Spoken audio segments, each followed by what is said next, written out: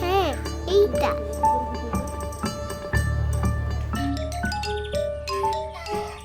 দেখো দেখো, আব্বু ফোন করেছে। মামনি, আব্বু। ঈদে দোকান বন্ধ হলেই বাবা বাড়ি চলে আসবে। চিন্তা করো না মামনি, আচ্ছা। কেমন?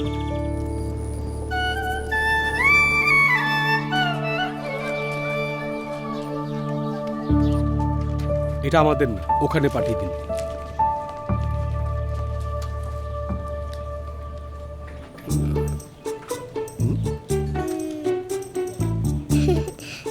আব্বুর জন্য ঢাকায় পাঠাবো। বাহ, এত সুন্দর জিনিস। আব্বু যখন বাড়ি আসবে তখন তুমি নিজেই দিও, কেমন? মন খারাপ করো না একদম।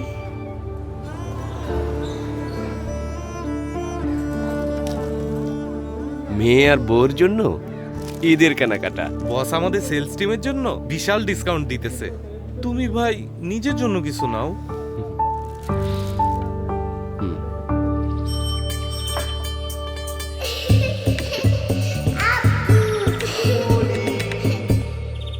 ঈদ মোবারক মামুনি।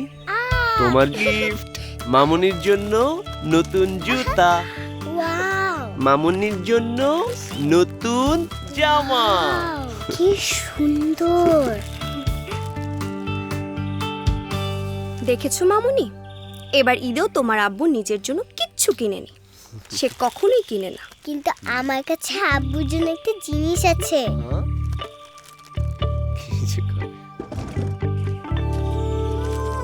এই যে আব্বু, তোমার ঈদ গিফট। বহু বছর পর ঈদে নতুন পাঞ্জাবি। এই যে দেখো, মেয়ের গিফট। ঈদ মানেই প্রিয়জনের ভালোবাসা। যে যেখানেই থাকুন, হোক ভালোবাসার বিনিময়। ভালোবাসায় ভরপুর হোক আপনার ঈদ। ঈদ মোবারক। ইমো।